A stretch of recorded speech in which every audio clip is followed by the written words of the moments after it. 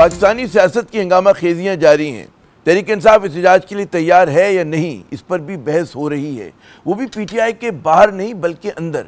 Senator Ali Zafar साहब का कहना है कि जी एहतजाज के मामले पर पार्टी में इख्लाफात हैं।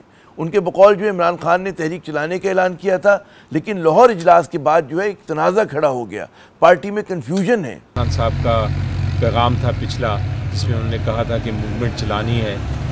उसके बाद एक लाहौर में मीटिंग हुई पार्लियामेंट्री कमेटी की, जिसके बाद कुछ आपने देखा कुछ तनाज़ा भी हुआ, बड़े अहम थे और पार्टी के अंदरूनी हालात के बारे में बात करनी थी। ये बड़ी अहम ज़रूरी मुलाकातें थीं और लगता यही है कि साजिश है कि मुझे मिलने की कोशिश जो मेरी है वो नाकाम हो जाती है। अली ज़फ़र साहब का कहना अपनी जगह, लेकिन दूसरी जानिब chairman PTI barrister Gauhar Imran Khan की बहन अलीमा खान साहिबा पार्टी में इख्लाफात की तरदीद करते नजर आ रहे हैं। बैरिस्टर गौहर का कहना है कि जी इख्लाफात नहीं बल्कि ये गलत फहमी है। लेकिन जनाब कुछ ना कुछ मसला तो है, जिसकी एक झलक जो है तहरीक इंसाफ के सेक्रेटरी जनरल सलमान अकरम राजा साहब की अपनी पार्टी की चीफ ऑर्गेनाइजर पंजाब आलिया हमजा साहिबा पे तनकीद है। सलमान अकरम राजा ने मीडिया से गुफ्तगू में कहा कि जी आलिया हमजा साहिबा ने अच्छे इवेंट को अपनी बेवकूफ़ाना ट्वीट से मुतनाज़ा बनाया और ये अमल किसी सूरत जो है बर्दाश्त नहीं किया जाएगा। क्यों किसी ने ट्वीट की, जिसने ट्वीट किया क्या वो माफ़ी मांगे? उनका कहना था कि जी आलिया हमजा साहिबा को पंजाब में पार्टी मुतहरिक करने के लिए मुकर्रर किया गया है, ट्वीट करने के लिए नहीं। पार्टी से निकाला नहीं जाएगा बकौल उनके, लेकिन ऐसा रवैया अगर जारी रहा तो कार्रवाई करेंगे। आज की खबर जनाब ये भी है कि ATC रावलपिंडी ने हिज़्ब इख्तिलाफ के जो लीडर हैं उमर अयूब साहब, उनकी गिरफ्तारी का हुक्म दे दिया। ATC ने उमर अयूब के जो है 10 मुकदमात में बुरी ज़मानतें जो है अदम पैरवी पर खारिज कर दी और आज ही इलेक्शन कमीशन ने स्पीकर का रेफरेंस मंजूर करते हुए कौमी असम्बली में जमशेद दस्ती साहब को जो है नाअहल करार दे दिया। यानी कि तहरीक इंसाफ के जो चैलेंजेस जो हैं वो बढ़ते नजर आ रहे हैं। इन हालात में तहरीक चलेगी तो कैसे, ये एक सवाल है। लेकिन तहरीक इंसाफ की बढ़ती मुश्किलात का मतलब ये नहीं कि हुकूमत के लिए आसानियाँ हैं। धमाका खेज सियासत अपनी जगह, लेकिन पाकिस्तान के माशी चैलेंजेस भी कम गंभीर और धमाका खेज नहीं। वैसे शहबाज हुकूमत का दावा है कि जी माशी महाज पर सब अच्छा है, लेकिन मुल्क की जो है ना माशी सेहत की एक बहुत बड़ी अलामत यानी कि रुपए की सेहत जो है फिर कमज़ोर होती दिखाई दे रही है। अगर सरकारी कागजात पे 15 जुलाई 2024 की डॉलर की रुपए के मुकाबले में जो है ना उसकी कदर का मुआवजा अगर हम आज से करें जुलाई 2025 में, तो पता चलता है तकरीबन 2.5% जो है मकामी करेंसी जो है वो कमज़ोर हुई है। साल भर पहले जो है डॉलर जो है ओपन मार्केट में 281 रुपये का था, लेकिन आज ये 288 का है। लेकिन मार्केट के ज़राए का कहना है कि जी ये कागज़ी आदाद शुमार हैं। अगर आप मार्केट में डॉलर ख़रीदने जाएँ तो आज ये कम अज़ कम आपको 291 रुपये में मिलेगा और ब्लैक मार्केट में कम अज़ कम 300 रुपये का। यानी कि करेंसी का काला बाजार जो बड़ी मुश्किलों से और मेहनत से बंद करवाया गया था, दोबारा से आबाद हो गया है। रुपए की कदर सिर्फ डॉलर ही के मुकाबले में नहीं घटी, बरतानवी पाउंड के मुकाबले में जो है रुपए की कदर जो है गुज़श्ता साल के मुकाबले में तकरीबन कितना 8.77%, यूरो के मुकाबले में जनाब 11.22% और जापानी येन के मुकाबले में 14.37% घटी है। यानी कि रुपया जो है शदीद दबाव का शिकार है और मार्केट पंडित जो हैं इसके मजीद कमज़ोर होने की पेशगोई करते नजर आ रहे हैं। गैर मुस्तहकम या कमज़ोर करेंसी का असर जो है बराह रास्त आम पाकिस्तानियों की जेबों पे पड़ता है। इसका मतलब ये है कि जी टैक्स और महंगाई के जो शिकार पाकिस्तानियों की आमदनी जो है मजीद घट गई है, इतने ही जितना रुपया घटा है। मार्केट ज़राए का कहना है कि जी रुपए की कमज़ोरी की एक वजह जहाँ बढ़ती जो है दरामदात का दबाव है, वहीं दूसरी जानिब स्टेट बैंक ऑफ पाकिस्तान भी जो है ओपन मार्केट से डॉलर जो है ख़रीद रहा है। अमूमी तौर पर मुल्क के सियासी हालात और माशी झटकों की वजह से सरमायाकार और आम पाकिस्तानी जो है वो मनफियत का शिकार है, जो करेंसी मार्केट पर दबाव में इजाफा कर रही है। जनाब हम बढ़ते हैं अपने आज के पहले मेहमान की जानिब। हमारे साथ मौजूद हैं ज़फ़र पराचा साहब, जनरल सेक्रेटरी हैं exchange companies association of Pakistan के। बहुत बहुत शुक्रिया ज़फ़र साहब अपना कीमती वक्त देने का। ये रुपया क्यों दोबारा कमज़ोर हो रहा है, क्या बहुत ज़्यादा तलब बढ़ गई है, क्या लग रहा है? अस्सलाम वालेकुम जनाब, आपका शुक्रिया मौका देने का। देखिए बात यह है कि तलब से ज़्यादा अगर हम ये देखें कि जो हमारे जो रूल्स एंड रेगुलेशन है वो मैं समझता हूँ ओवर रेगुलेटेड है। अच्छा, हम लोग इंटरबैंक में तो डॉलर काफी दे रहे हैं, लेकिन ओपन मार्केट में हम नहीं दे पा रहे ड्यू टू रेट्स। तो जो कुछ रेट्स हैं उनके अंदर ऐसा नजर आ रहा है कि जैसे कि कहीं से कोई मैनिपुलेशन, कोई कंट्रोलिंग नजर आ रही है। तो मेरा कहना यह है कि करेंसी वाफिर मकदार में मौजूद है, लेकिन मुख्तलिफ जो कवानीन में सख्ती की वजह से लोग हमारे पास नहीं आ पा रहे और वो इधर उधर जा रहे हैं। और दूसरी बात यह है कि रुपए के ऊपर प्रेशर है, हाँ बिल्कुल है, करेंसी की शॉर्टेज है? हाँ बिल्कुल है। लीगल विंडो पे, जो ग्रे मार्केट या इलीगल विंडो पे नहीं है। आप एक कॉल करें, जितनी मर्जी ले लें। अब जो प्रेशर की बात है, तो उसमें एक तो इंपोर्ट की वजह भी है, दूसरा जो आपके प्रॉफिट्स हैं मल्टीनेशनल्स के वो भी हैं, फिर खास तौर पे जो आपके बैंक्स के प्रॉफिट्स हैं बड़े बड़े, जिनमें फॉरेनर, जो आपके जो शेयर होल्डर्स हैं वो फॉरेनर्स हैं या उनके डायरेक्टर मालकान फॉरेनर्स हैं, सिवाय चंद बैंकों के पाकिस्तान में, तो वो भी बड़े बड़े प्रॉफिट्स बाहर जाते हैं। फिर उसके अलावा एक हमारा इदारा है PRI, जिसके ऊपर सलीम मानवी वाला साहब भी सेनेट की स्टैंडिंग कमेटी में बड़ा काम कर रहे हैं, जिसमें 100-150 बिलियन रुपया हम पाकिस्तान से बाहर देते हैं इंसेंटिव और रिबेट की शक्ल में, जिसमें मोस्टली इंडियन कंपनीज है और वो फॉरेन एक्सचेंज की शक्ल में जाता है। वैसे तो हुकूमत ने एक्सचेंज कंपनीज को भी PRI में शामिल कर दिया है, लेवल प्लेइंग फील्ड दे दिया है, वो तो अच्छी बात है। लेकिन मैं जो रिबेट दिया जाता है MTOs को, बैंक्स को और एक्सचेंज कंपनीज को, उसके मैं हक में नहीं हूँ। अच्छा, मैं खता कलामी कहता हूँ, टेक्निकल बातें बिल्कुल आपकी मैं सुनूंगा, लेकिन यहाँ पे जो बहुत एक तासुर ये जा रहा है कि जी जो हमें अखबार में सुबह रेट मिलता है या जो आप लोग अपने बोर्ड पे लगा रहे होते हैं, उसके ऊपर जो है आपको ना डॉलर मिलता है, ना पाउंड मिलता है, ना यूरो मिलता है, ना येन मिलता है। और आपने भी तस्करा किया कि जी ग्रे मार्केट या ब्लैक मार्केट से मिल रहा है, तो ये तो बड़ी मुश्किल से बंद हुई थी ग्रे मार्केट ब्लैक मार्केट, दोबारा कैसे खुल गई? ऐसा क्या हुआ कि ठीक है आपने बताया ये खर्चा हो रहा है, यहाँ पर स्पेंडिंग है, यहाँ पे लोग डॉलर्स हमारे पाकिस्तान से बाहर जा रहे हैं। एक और सुना कि स्टेट बैंक ऑफ पाकिस्तान बड़ा एग्रेसिवली जारहाना तरीके से डॉलर खरीद रहा है। जी आपकी बात मैं का बात जवाब ऐसे दूंगा कि आप जो कह रहे हैं कि करेंसीज अवेलेबल नहीं है, तो इसमें कोई शक नहीं है कि हमारे लीगल विंडो पे अवेलेबल नहीं है, क्योंकि हमने रेट्स जो उसमें कुछ हमने मैनिपुलेशन की हुई है, इंजीनियरिंग की हुई है, और हमने वो रेट्स कम किए हुए हैं अपने। अच्छा, ये एक मिनट ये खता कलामी, ये आपने कहा हमने की हुई है, हमसे मुराद आपने की हुई है, आपकी एसोसिएशन ने की है, किसने की है ये मैनिपुलेशन? इसमें सारे लोग शामिल हैं, हमारी एसोसिएशन भी शामिल है। अच्छा। और लोग भी शामिल है जो एसोसिएशन के अंदर मेजॉरिटी नहीं है। हाँ। यानी कि चंद लोग हैं जो इसको ऐसा कर पा रहे हैं, और वो जैसे आपके मुल्क में ओवरऑल एक डिक्टेटरशिप वाली बात है वो है, यानी कि मुशावरत नहीं है। अगर मुशावरत हो तो फेयर मार्केट हो और एक दूसरे से मिलजुल के चले, तो ये एक्चुअल शॉर्टेज नहीं है, ये शॉर्टेज पैदा की गई है, यानी कि to promote the grey market, hundi and hawala. मेरा कहना ये है। लेकिन एक ये जो तासुर है कि जी जो जब हम सुनते हैं कि जी कहते हैं मसनूई लेवल पे रोका हुआ है रुपये को, तो फिर फ़ौरन जो है निगाहें हुकूमत की तरफ जाती है कि जी स्टेट बैंक जो है उसमें बड़ा कलीदी किरदार अदा करता है। मुझे तो एक और आपके साथी बता रहे थे कि बिल्कुल जैसे थाने में डांट डपट होती है एक्सचेंज कंपनीज़ के ओनर्स की, बिल्कुल उस तरह से होने लगी है। स्टेट बैंक से फ़ोन आता है कि जी ये रेट आपको कोट करना है, लेकिन उस रेट पर मिलता नहीं है। ये कहाँ तक दुरुस्त है पराठे साहब? क्योंकि जनाब बात की कि स्टेट बैंक जो एक इदारा है, वाहिद इदारा है जो फुल विजिलेंट है। अच्छा। जो ये सब चीजें देख रहा होता है और बेहतर निजाम चला है। लेकिन अगर उनको इंफॉर्मेशन गलत जाए, या जो हमारे उनसे कनेक्टेड लोग हैं अगर वो उनको इंफॉर्मेशन ठीक ना दें, तो फिर तो वहां काम या उनकी जो मुशीर है मुशावरत में अगर सही बात ना जाए, तो फिर वहां कहीं कोई गलती हो सकती है। लेकिन ऐसा है नहीं। स्टेट बैंक विजिलेंट रहता है, बातें सुनता है सबकी, लेकिन जो बात है कि मैनिपुलेशन हमारी तरफ से हो रही है, बिल्कुल हो रही है एक्सचेंज कंपनीज की तरफ से। लेकिन अगर स्टेट बैंक विजिलेंट है तो फिर कैसे मैनिपुलेशन हो रही है भाई? अगर स्टेट बैंक जाग रहा है, यकीनन जाग रहा है, मुझे बिल्कुल, मैं मुत्तफिक हूँ, हमारा बड़ा अच्छा इदारा है, लेकिन अगर ये मैनिपुलेशन हो रही है, ग्रे मार्केट बन गई है, ब्लैक मार्केट बन गई है, दो मार्केट्स बनी है ना इस वक्त। मतलब एक तो ठीक है इंटर बैंक है और हमारी ओपन मार्केट है, समझ में आता है। अब एक आप ही लोग जो हैं जो रेट कोट करते हैं उस पर नहीं देते, महंगा देते हो। फिर एक बिल्कुल ही ब्लैक है कि जहाँ 300 रुपये में आपको डॉलर मिलता है, लेकिन मतलब है उसके लिए आपको बिल्कुल ही ब्लैक में जाना पड़ता है। जी देखिए, स्टेट बैंक ने और एस्टेब्लिशमेंट ने जो मेहनत करके ग्रे मार्केट खत्म की थी, जी लोग चाह रहे हैं कि दोबारा से वो ग्रे मार्केट बन जाए, मोनोपोलाइज हो जाए चीजें, और जो चंद जो लोग हैं उनको ये काम मिल जाए।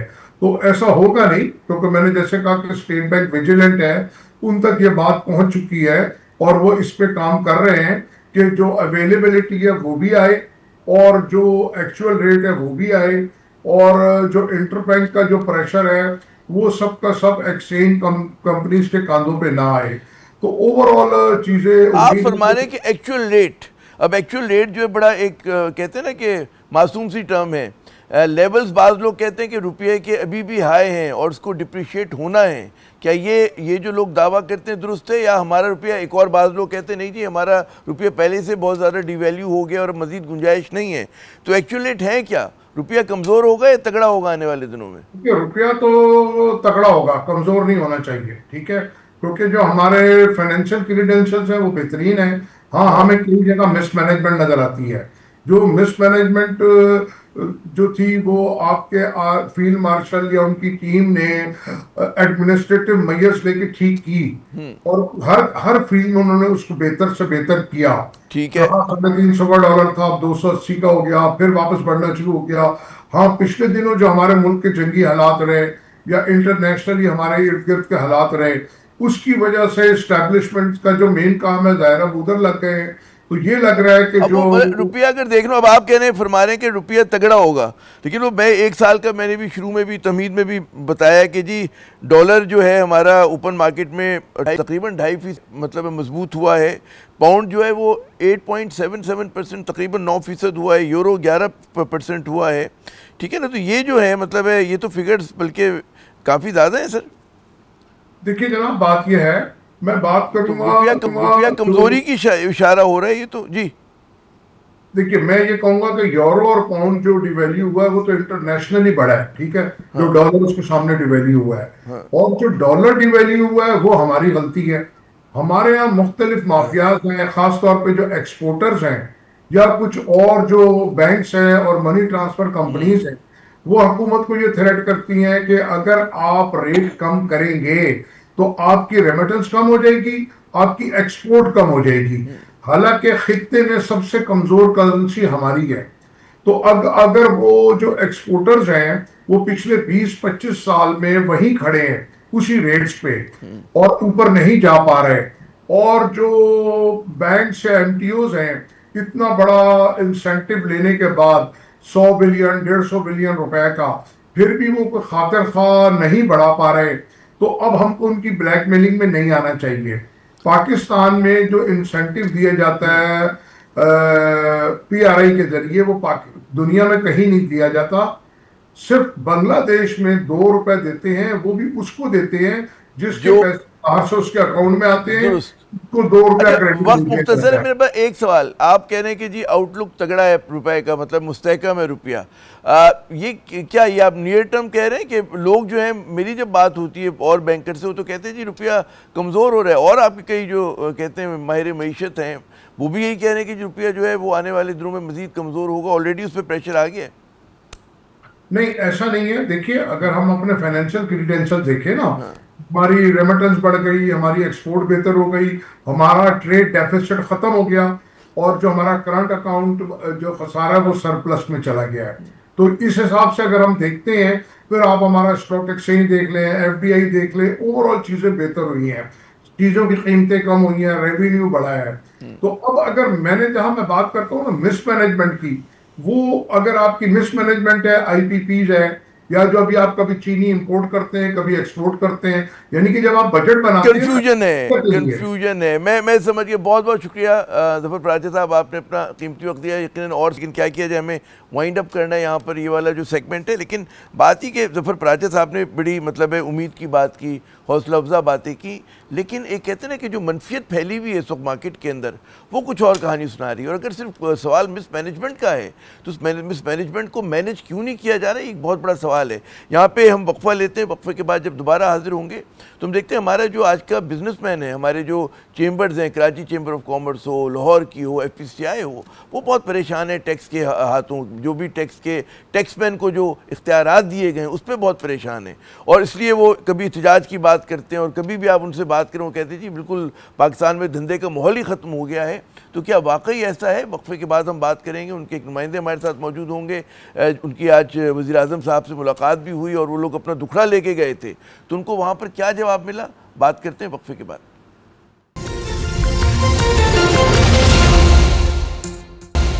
आज इस्लामाबाद में वज़ीर ख़ज़ाना मोहम्मद औरंगज़ेब की ज़ेर सदारत जो है ताजरों की तंजीमों के नुमाइंदों के साथ एक इजलास मुनक़्क़िद हुआ, जिसमें फाइनेंस एक्ट 2025 के तहत जो मुतारिफ कराए गए जो सेक्शन 37A और दीगर मामलात पे ताजरों के तहफ़्फ़ुज़ात का तफसीली जो है जायज़ा लिया गया, गौर व खौज़ किया गया। इजलास में वज़ीर ख़ज़ाना ने कारोबारी बरादरी को हुकूमत की जानिब से मुकम्मल ताउन और शफाफियत की यकीन दहानी कराते हुए कहा कि जी हुकूमत का मकसद जो है सिर्फ बड़े पैमाने पर टैक्स फ्रॉड की रोकथाम करना है, ना कि जायज़ और दयानतदार कारोबार को हिरासा करना। इजलास में यह भी फैसला हुआ कि कमेटी कायम की जाएगी जो 30 दिनों में एक मुतफ़िक़ा और काबिल अमल हल जो है वज़ीर आज़म और काबीना को पेश करेगी। क्या इसका मतलब ये है कि जनाब ताजरों की तरफ से एहतजाज और हड़ताल का ख़तरा जो है वो टल गया?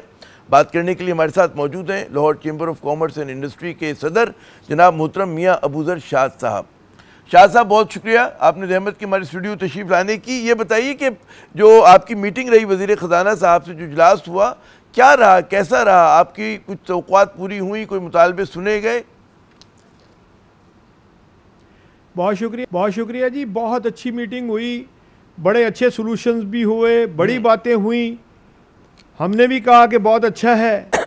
मगर बात यह है कि हमने उन्हें कहा जी कि कमेटी बन गई, कमेटी में उन्होंने 5 मेंबर अपने दे दिए, 5 हमारे थे, मगर बात यह है कि उसकी जो लिखाई थी वो मैं उससे मुतमईन नहीं हूँ।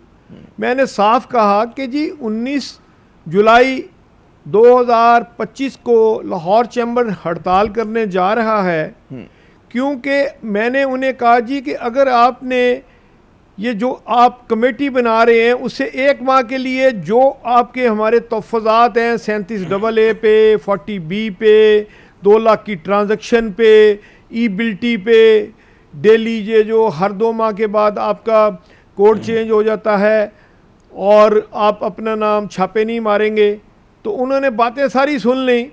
उन्होंने कहा कमेटी बना देते हैं, मैंने कहा अच्छी बात है, मगर मैंने उन्हें कहा कि 1 माह के लिए इसे मौखर करें। उन्होंने मौखर का लफ्ज़ यूज़ नहीं किया, तो हमने बाइकाट कर दिया। फिर मैंने आके मीडिया में भी बयान दे दिया है कि अगर आप मौखर नहीं करेंगे तो हम 19 तारीख को हड़ताल करेंगे, लाहौर चैम्बर करेगा। और कराची चैम्बर के सदर बलवानी साहब ने भी कहा कि मैं करूंगा, मगर उनसे पूछ लें खुद अगर वो हड़ताल करना चाहते हैं। मगर लाहौर चैम्बर 2 लाख की ट्रांजैक्शन पे कतअन हुकूमत के साथ नहीं है कि 2 लाख की ट्रांजैक्शन पे आप टैक्स लें। हुकूमत 37AA के ऊपर हुकूमत अरेस्ट की पावर जो है और बग़ैर चेकिंग के फैक्ट्रियों के अंदर चले जाना और 40B की जो पावर हैं, ये हम इनके सब के ख़िलाफ़ हैं। भाई अगर तो आप 1 माह के लिए इसको सस्पेंड करें, सिस्टम को मौखर करें, तो फिर हम आपके साथ हैं। अगर आप मौखर का लफ्ज़ यूज़ नहीं करेंगे तो हम हड़ताल 19 जुलाई को करेंगे, लाहौर चैम्बर करेगा। क्योंकि जो फेडरेशन के चैम्बर हैं, प्रेसिडेंट हैं, वो बिल्कुल गेम फिक्स थी। वो बिल्कुल ऐसे लग रहा था कि जैसे वो हुकूमती बेंचों में बैठे हुए। अच्छा, मुझे ये बताइए, मैं नहीं समझता, मुझे ये बताइए, मैं खता कलामी कह रहा हूँ अबूज़र साहब, कि हुकूमत की जो प्रेस रिलीज आई हमारे पास, उससे तो लगा कि जी मामला बड़ा फाम तफहीम से हल हो गया। अच्छा, अब आपकी गुफ्तगू कि जी हड़ताल होगी, ज़रूर होगी, लाहौर चैम्बर करेगा, जो बाकी चैम्बर्स हैं पाकिस्तान के, उनकी क्या सूरत हाल है? देखें जी, बात यह है कि आतिफ इकराम ने अपनी मर्जी के लोग लेके इकट्ठे किए हुए थे अंदर कमेटी में, और वो लोग सारे फिक्स मैच में खेल रहे थे। मैंने बड़ी क्लियर बात की है, मैं बिज़नेस कम्युनिटी का, लाहौर का अदना सा एक ग़ुलाम हूँ। बिज़नेस कम्युनिटी का जो 1 रुपया भी टैक्स देता है, मैं उसका भी ग़ुलाम हूँ। मकसद है कि पाकिस्तान है तो हम हैं, हम भी टैक्स चोरों के ख़िलाफ़ हैं। मगर बात यह है कि मैंने कहा ये जितना कानून है ये काला कानून है, इसको 1 माह के लिए मौखर करें ताकि कमेटी जो फैसला करे उसके ऊपर हम तय करें। कमेटी तक हम राज़ी हैं। अगर गवर्नमेंट ने ये मौखर नहीं किया तो मैं इसके साथ गवर्नमेंट इस कमेटी का हिस्सा नहीं हूं। हुकूमत कहती है जी एक्ट ऑफ पार्लियामेंट है, अब एक्ट ऑफ पार्लियामेंट को क्या मौखर किया जा सकता है? क्या उनके पास ये ताकत इख्तियार है करने का आपके नज़दीक? देखें भाई, लोग सूली पे चढ़े होते हैं तो ऑर्डर आ जाता है तो बहाल हो जाते हैं। सुप्रीम कोर्ट ने जब 25 जून को 10 साल के बाद 37A पे फैसला दिया, तो इतनी क्या जल्दी आ गई कि 37AA बना के और हुकूमत ने रातों रात पार्लियामेंट में से और ऑर्डिनेंस बना के और इसको जारी भी कर दिया। देखिए हम टैक्स पेयर हैं, हम भी चाहते हैं इज्जत के साथ टैक्स दें, चादर चारदीवारी का तहफ़्फ़ुज़ होना चाहिए। मकसद तो इस वक्त ये है हुकूमत जो फैसला करे वो ठीक है। मुझे ये समझाइए कि ये खदशात जो हैं आप लोगों के, मतलब जो आप फरमा रहे हैं कि 37AA और दीगर आप उनका नाम ले रहे हैं, FBR का कहना ये होता है कि जी मतलब सिर्फ ये जो बड़ी टैक्स चोरी है हमें उसको रोकना है, उससे कोई आप लोग परेशान नहीं होंगे। तो खदशा किस बात के, ज़रा हमारे नाज़रीन को बताइएगा कि अगर ये इख्तियारात मिल जाते हैं, इसको वो इस्तेमाल करते हैं तो क्या हो सकता है, क्या खदशा है आपका? सर बात ये है कि 23,000 मुलाजम हैं FBR के। अल्हम्दुलिल्लाह उन्होंने आज तक किसी को मुफ्त काम नहीं किया किसी का। 28 करोड़ रुपए के लिए रिश्वत के ऊपर लाहौर में बंदूकें निकल आई चीफ कमिश्नर और कमिश्नर की और DC की। 562 अरब रुपए का गलत फंड इन्होंने इस साल दे दिया 24-25 में लोगों को। 80 अरब रुपए की ओवर इनवाइसिंग हो गई सोलर प्लेटों पे, अंडर इनवाइसिंग हो रही है, अफगान ट्रेड के नाम पे ड्यूटी नहीं दी जा रही, टैक्स नहीं दी जा रहा। मकसद है कि हमारा काम आइडेंटिफाई करना है, एक मुल्क में 4-4 कानून क्या चलेंगे। बात यह है कि जब सच्ची बात कोई करे वो इनको बुरी लगती है, जिनके ज़ाती मफादात हैं वो कहते हैं सब अच्छा है। यहाँ मसला ये है कि 2 लाख रुपया जो जमा कराएगा उसका 20,500 कट जाएगा, वो किस खाते में कट जाएगा, जबकि उसकी देखें नुमाइश कट गई, वो हो गई, साल बाद देख लेंगे।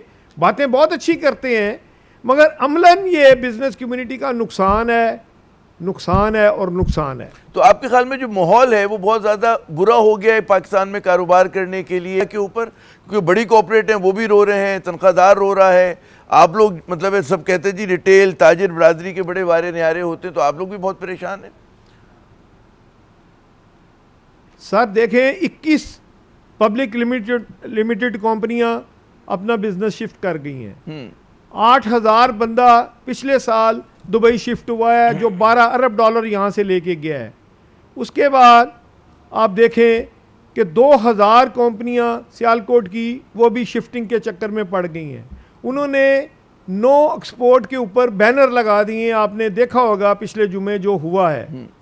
तो भाई मैं तो नहीं करा रहा, लोग इतने मजबूर हो चुके हैं कि वो कर नहीं सकते। हल इसका मौजूद है, 5,000 का नोट बंद करें, 1,000 का नोट बंद करें, इकॉनमी ठीक हो जाएगी। सारे लोग थ्रू बैंक कारोबार करें, कोई मसला नहीं। डॉक्यूमेंट्स होना चाहिए, बगैर रसीद के कोई चीज़ नहीं होनी चाहिए।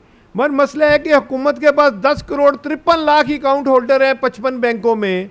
हुकूमत उनको वहाँ से अभी टैक्स नंबर जारी करे, क्योंकि पान वाला, ठेले वाला, गोश्त वाला, चिड़िया वाला, उनके अकाउंटों में अरबों रुपए पड़े हैं। वो किसके हैं फिर? बेनामी अकाउंट तो इन लोगों के हैं। हम लोग तो टैक्स पेयर हैं और हमारा चैम्बरों में हमेशा टैक्स पेयर जो है वो हमारा मेंबर होता है। कौमी असम्बली और सूबाई असम्बली में जितने लोग हैं MNA और MPA, ये तो बगैर टैक्स पेयरों से वोट लेके आते हैं। उसमें थोड़ा हिस्सा टैक्स पेयरों का जो 55 लाख हैं, बाकी जो 12 करोड़ वोटर है या 10 करोड़ वोटर है या 8 करोड़ वोटर है, वो सारा तो नॉन टैक्स पेयर है। नॉन टैक्स पेयर है। इनका काम है ना टैक्स सिस्टम में लाना, हमारा काम तो नहीं है। अच्छा शाद साहब, ख्वाहिश तो मेरी ये थी कि आपसे बड़ी तफसील से गुफ्तगू होती तो उधार रही हमारे यहाँ पे सेगमेंट का, क्योंकि वक्त ख़त्म हो रहा है। बहुत शुक्रिया कि आपने अपना कीमती वक्त दिया यहाँ पर। नाज़रीन आपने गुफ्तगू सुनी। प्रेस रिलीज बिल्कुल ये इशारा दे रही थी कि मामला तय हो गए, लेकिन अबूज़र शाद साहब की जो हमने गुफ्तगू सुनी उससे अंदाज़ा ये हुआ कि जी मामला तय अभी नहीं हुए। और पाकिस्तान में एक कहते हैं ना कि हर चीज़ जो है वो पेचीदा हो जाती है, बजाय इसके कि पहले स्टेक होल्डर से हुकूमत जो है कानून साजी करने से पहले, इक़दाम करने से पहले बात कर ले। यहाँ पर वो अमल जो होता है बाद में होता है, जिससे तलखी बढ़ती है, आप देखते हैं कि महाजराई बढ़ती है। तो यहाँ पर एक हम वक्फा लेते हैं, वक्फे के बाद जब दोबारा हाजिर होंगे, कुछ हमने कहते हैं मुल्क की मईशत की दुखों की बात की, रुपए की बात की, कारोबारी अफराद की एहतजाज की बात की, अब कुछ सियासत के दुख पे बात करेंगे, लेकिन वक्फे के बाद। तो तो जनाब, मईशत के दुखों के बाद अब आते हैं जनाब सियासी दुखों की तरफ। हम देख रहे हैं कि मैदान सियासत में जमीयत उलमा इस्लाम जो है एक बार फिर तवज्जो का मरकज़ बन गई है। बड़े बड़े हुकूमती अरकान जो हैं मौलाना फजल रहमान साहब से मिलने जा रहे हैं, उनसे राज़ो न्याज हो रहे हैं। क्यों हो रहे हैं, एक बहुत बड़ा सवाल है। यहाँ पर यह भी एक सवाल आता है कि जिस तरह से जो है तहरीक इंसाफ ने या तहरीक इंसाफ के पास कायदीन ने, खुसूसन अली मीन गंडापुर साहब ने, वज़ीर आला खैबर पख्तूनख्वा, उन्होंने जो लफ्ज़ी गोलाबारी की है मौलाना साहब के ख़िलाफ़ और JUI के ख़िलाफ़ बिलअमूम, तो उससे एक जो ख्वाब था कि जी एक बड़ी, वो कहते हैं मुत्तहिदा अपोजिशन बनेगी, वो ख्वाब तो बाद लोग कहते हैं कि भी बिल्कुल चकनाचूर हो गया। जो थोड़ी सी मुबहम उम्मीद थी वो भी ख़त्म हो गई है। तो मामलात हैं क्या? क्या जमीयत उलमा इस्लाम जो है हुकूमत KP की हुकूमत तब्दील करने में वफाक का साथ देगी, नहीं देगी? कुछ इसके ऊपर बात कर दी है, वजाहत कर दी है, लेकिन हम मज़ीद वजाहत लेंगे। हमारे साथ मौजूद हैं JUI के सीनियर रहनुमा मोहतरम हाफिज़ हमदुल्ला साहब। हमदुल्ला साहब, बहुत बहुत शुक्रिया अपना कीमती वक्त देने का। हुकूमती अरकान जो है बहुत कहते हैं ना, लीडरान जो है, अरकान नहीं बल्कि लीडरान जो है मौलाना से मुलाकात कर रहे हैं, तो क्या फरमाइश लेकर आ रहे हैं, क्या पेशकश लेकर आ रहे हैं, क्या एजेंडा है? देखिए आमिर ज़िया साहब, बात यह है कि ये सियासी दुनिया है, एक जमहूरी दुनिया है, और जमीयत उलमा इस्लाम भी एक सियासी और जमहूरी पार्टी है। बेशक हर पार्टी की अपने नज़रियात और अफकार है, वो इसमें इख्तिलाफ हो सकता है, लेकिन बाज़ चीज़ें ऐसी है कि उसमें सियासी जमातों को एक दूसरे के साथ बैठना ज़रूरी है। तो इसी सिलसिले में आपको मालूम है कि खैबर पख्तूनख्वा में 21 जुलाई को सीनेट की इलेक्शन होने वाले, तो PMLN वाले भी मौलाना साहब के पास आए और पीपल्स पार्टी वाले भी आए। तो यही सीनेट की इलेक्शन पर इब्तिदाई बातें हुई, लेकिन अभी तक कोई फ़ैसला नहीं हुआ है। लेकिन कोशिश यही हो रही है मौलाना साहब की और जमीयत उलमा इस्लाम की जी कि अगर हम इलेक्शन में जाएंगे तो एक ये सूरत हो कि हम मुत्तहिदा अपोजिशन की सूरत में सीनेट इलेक्शन में जाएं, सीट टू सीट एडजस्टमेंट हो जाए। उसकी नौइयत क्या होगी, हैयत और शक्ल क्या होगी सीट टू सीट एडजस्टमेंट की, वो तो फिर बाद में तफसील सामने आएगी। दूसरी बात यह है, इसमें फ़ायदा ये होगा कि हमेशा सीनेट के इलेक्शन में हार्स ट्रेडिंग की बातें हो रही है, इल्ज़ामात लगते हैं कि पैसे का इस्तेमाल हुआ है, पैसे का रेल पेल है। तो लिहाजा पैसों का रास्ता रोकने के लिए कम से कम अपोजिशन जमातें आपस में इत्तेहाद करें और वहदत के ज़रिए इलेक्शन में आगे बढ़े, कम से कम पैसे का और हार्स ट्रेडिंग का रास्ता रोक सकते हैं। तो बुनियादी ये मकसद है, एक दूसरे के साथ मिले, लेकिन अभी तक कोई फैसला नहीं हुआ है। आगे देखते हैं कि फैसले क्या होते हैं। अच्छा, जो कयास आराइयाँ ये जा रही हैं कि जी KP हुकूमत में तब्दीली, ये बहुत बड़ा एजेंडा है, ये इशारा जो अमीर मकाम साहब भी दे चुके हैं, फैसल कुंडी साहब भी कह रहे हैं, और उनके जो रहनुमा वफाक के वो ये बात कर रहे हैं। इस पर आप लोगों की कुछ सोच तो वाज़े हुई है? मौलाना ने इस पर, इसके बारे में कुछ अपना इरशाद किया है कि जी वो किसी इस तरह के प्रोसेस का हिस्सा नहीं बनना चाहते? कुछ समझाइएगा कि JUI की पोजीशन है क्या इस मामले पे? देखिए, मेरे ख्याल में आपको याद होगा चंद दिन पहले पाकिस्तान तहरीक इंसाफ का एक वफद मौलाना साहब के पास इसी सिलसिले में तशरीफ़ ले गए जी कि खैबर पख्तूनख्वा में तारीख अदम एतमाद लाने की बातें हो रही है। तो मौलाना साहब से शायद इसी गुजारिश करने के लिए वो गए थे कि जमीयत उलमा इस्लाम की पोजीशन क्या है। तो जब मौलाना साहब ने जवाब में कहा था, जो मीडिया पर सुना, कि मौलाना साहब ने कहा कि हम तारीख अदम एतमाद लाने में या आपकी हुकूमत को ख़त्म करने में JUI की कोई दिलचस्पी नहीं है। अब अगर फैसल करीम कुंडी, चूँकि पाकिस्तान पीपल्स पार्टी से उनका ताल्लुक़ है, गवर्नर है खैबर पख्तूनख्वा का, अमीर मकाम का ताल्लुक़ PMLN से है, उनकी क़यादत में से है, अगर वो आपस में बैठते हैं, उनकी हदफ ये है कि हमने तारीख अदम एतमाद लाना है और गंडापुर की हुकूमत को तब्दील करना है, ये तो उनकी राय और उनका मौक़िफ़ हो सकता है। लेकिन जमीयत उलमा इस्लाम अभी तक ये फ़ैसला नहीं कर चुकी है कि हम खुद आगे बढ़ेंगे और तारीख़ का हिस्सा बनेंगे और गंडापुर को गिराने की कोशिश करेंगे। अभी तक जमीयत उलमा इस्लाम का इस किस्म का कोई फ़ैसला नहीं। अच्छा, आपकी सियासी बसीरत क्या कहती है कि एक हसास सूबा है, वहाँ पर चैलेंजेस हैं, दहशतगर्दी के चैलेंजेस हैं और बड़े मसाइल हैं, उसमें कोई इस किस्म का चीज़, क्योंकि हमारे यहाँ ज़ाहिर है कि अगर आप कहते हैं ना अपोजिशन कोई लेकर आती है, करारदाद लेकर आती है, तो यकीनन ख्वाहिश होगी कुछ, जब तक उधर से टूट के लोग नहीं आएंगे तब तक बात बनेगी नहीं। तो ये हमारी जमहूरियत के लिए अच्छी चीज़ होगी अगर आपसे ये सवाल किया जाए? देखिए, मेरे ख्याल में यही सवाल मौलाना साहब से भी किया गया था।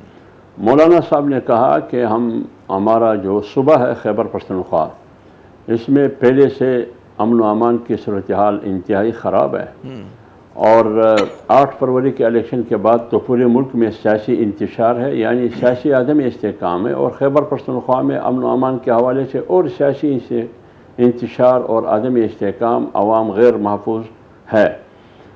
तो इस सूरत हाल में सुबह मुतहमिल नहीं हो सकता इतनी बड़ी एक्टिविटी की, जो तारीख़ अदम इतिमाद की सूरत में आप एक और हलचल मचाने की तरफ बढ़ेंगे। लेकिन अगर फ़र्ज़ करें तारीख़ इंसाफ खुद अपने अंदर तब्दीली चाहती है, चीफ मिनिस्टर को तब्दील करना चाहती है, तो ये तारीख़ इंसाफ की अपना फ़ैसला है, वो तब्दील कर सकते हैं, हमें इस पर कोई एतराज़ नहीं है। यहाँ तक तो मौलाना साहब ने बात की, लेकिन ओवरऑल अगर आप सियासी इंतशार की बात करेंगे या खैबर पख्तूनख्वा की मखसूस सूरत हाल जो सिक्योरिटी के हवाले से या उनकी माली हैसियत पर करप्शन के जो इल्ज़ामात लगाए जा रहे हैं, अपने PTI के अंदर में से इल्ज़ामात लगाए जा रहे हैं, तो इस सूरत हाल में आप ख़ुद अंदाज़ा लगाइए इस्तेहकाम कहाँ है। न माली और माशी इस्तेहकाम है खैबर पख्तूनख्वा में, न सिक्योरिटी इस्तेहकाम है, न इंतज़ामी इस्तेहकाम है। हुकूमत चलाने का जो हिकमत अमली जो तरीक़ाकार है, जो लोगों की ज़िंदगी महफूज हो, रोज़गार हो, वो नहीं है। क्योंकि आज तो खैबर पख्तूनख्वा बिलखुसूस बाजौर और पाठा वज़ीरिस्तान में लोग एक ही बात कर रहे हैं कि हमें अमन दे, हमें अमन दे, हमारे वजूद ख़तरे में है, ज़िंदगी ख़तरे में है। लेकिन खैबर पख्तूनख्वा की हुकूमत नाकाम हो चुकी है। अरे ये आपने बड़ा मेरे ख्याल पते की बात है कि भाई रूलिंग पार्टी के अंदर कोई तब्दीली की ख्वाहिश हो तो बिल्कुल समझ में आता है, और बड़ा वो तो अच्छा जमहूरियत के लिए भी अच्छा होता है कि अपने ऊपर वो खुद तनकीदी करें। अच्छा मुझे एक चीज़ और बताइए कि एक ज़माने में बड़ी कोशिश चली थी कि जी कोई बड़ा ग्रैंड अपोजिशन अलाइंस बने, उसमें PTI के लोग इस कहते हैं ना, ये आप लोगों के पास आए थे कि मौलाना भी हिस्सा बने उस अलाइंस का। क्या हुआ? अब उसकी उम्मीद ख़त्म हो गई है, अब वो एजेंडे पर नहीं है वो बात? नहीं, बात यह है कि आपकी बात बिल्कुल सही है। माजी की तलखियाँ हम भूल गए जो हमारे और PTI के दरमियान थी। काफ़ी हद तक राबिते हुए, मस्बत राबिते। 26वीं आईनी तरमीम में आखिर तक PTI ऑन बोर्ड थी, मौलाना साहब ने ऑन बोर्ड लिया था उसको। यहाँ तक कि इत्तेहाद की बातें शुरू हुई, यहाँ तक कि एक दूसरे के साथ मखसूस नशिस्तें हुई, एक दूसरे के साथ तबादला ख्यालात हुआ, TOR पर बात हुई, लेकिन वो इत्तेहाद ना हो सका। उस दौरानिए में भी PTI की सफ़ू में से बाज़ हज़रात दोस्त ऐसे थे कि वो इस इत्तेहाद को या इस मस्बत फ़िज़ा को वो सबूताश करना चाहते थे, तो उसके लिए वो बयानात दागते थे, तनकीद करते थे मौलाना साहब पर या JI पर। JI की तरफ से कभी भी उसका जवाब नहीं दिया गया। दूसरी बात ये कि खैबर PTI तारीख़ इंसाफ की जो असल क़ियादत है वो तो जेल में है, जो बाहर क़ियादत है वो अपने सफ़ू में एक नहीं है। क्योंकि बात एक है, लेकिन जिससे भी आप पूछते हैं वो एक दूसरे से अलहदा और अलग किस्म की बात करते हैं, तो अथॉरिटी मालूम नहीं है। तीसरी बात यह कि जमीयत उलमा इस्लाम ने इस सूरत हाल को देकर और PTI के लास्ट टाइम पर जब उनकी तरफ से जवाब नहीं आया, जो हम बड़े के ठीक है इत्तेहाद हो सकता है, ये खतूत है, तो जमीयत उलमा इस्लाम की जनरल कौंसिल ने फिर फैसला किया कि हम किसी इत्तेहाद का हिस्सा फ़िलहाल नहीं बनेंगे। अलबत्ता इशू टू इशू बात हो सकती है, हम ना अपोजिशन इत्तेहाद का हिस्सा बनेंगे ना हुकूमती इत्तेहाद का हिस्सा बनेंगे, हो सकते हैं। क्योंकि वक्त मुख्तसर है कि अब तहरीक इंसाफ जो है वो फिर एहतजाज की उन्होंने कॉल दे दी है, और उन्होंने जो बैनर लहराया उन्होंने कहा जी कानून की बालादस्ती, आइन की बालादस्ती। क्या उम्मीद है आपको इस तहरीक से, और क्या आप समझते हैं कि जमीयत उलमा इस्लाम किसी किस्म की तहरीक में शामिल होगी या ख़ुद को इनिशिएटिव लेगी? हमारी एक्टिविटी तो जारी है, पार्लियामेंट के अंदर भी हम एहतजाज पर है, पार्लियामेंट से बाहर भी। अब अगर दिगर पार्टियां अपोजिशन की चाहत ये है कि हम एक प्लेटफार्म पर हो, तो ये वो फैसला वो कर सकेंगी कि वो हमारे साथ एहतजाज में शामिल होंगे या नहीं होंगे। लेकिन अब तक तो फैसला जमीयत उलमा इस्लाम का ये है कि हम ना हुकूमती इत्तेहाद का हिस्सा बनेंगे अमलन, न हम अपोजिशन इत्तेहाद का हिस्सा बनेंगे। हम जमीयत उलमा इस्लाम के प्लेटफार्म से तहरीक को जारी रखेंगे। बहुत बहुत शुक्रिया हाफिज़ अहमदुल्ला साहब, आपने अपना कीमती वक्त दिया। तो जनाब JUI भी सोलो फ्लाइट पर है और PTI भी सोलो फ्लाइट पर है। जो हिज़्ब इख्तिलाफ है वो मुनक़सम है, तकसीम हुई हुई है। और ये जो ख्वाब था कि जनाब कहते हैं तमाम हिज़्ब इख्तिलाफ की जमातें एक हो जाएंगी, वफाकी हुकूमत को चैलेंज करेंगी, वो होता हुआ फ़िलहाल नज़र नहीं आ रहा। लेकिन जो बॉटम लाइन है कि चाहे पाकिस्तानी सियासत हो, चाहे पाकिस्तानी मईशत हो, हर जगह जो है चैलेंजेस बेशुमार हैं और जो इत्तेफाक राय पैदा होना चाहिए और आपको कहते हैं ना कि सियासी आँच में कमी होनी चाहिए, उसके आसार आपको होते हुए नज़र नहीं आ रहे। आमिर ज़ैद को अगले प्रोग्राम तक के लिए इजाज़त दीजिएगा। खुदा हाफिज़।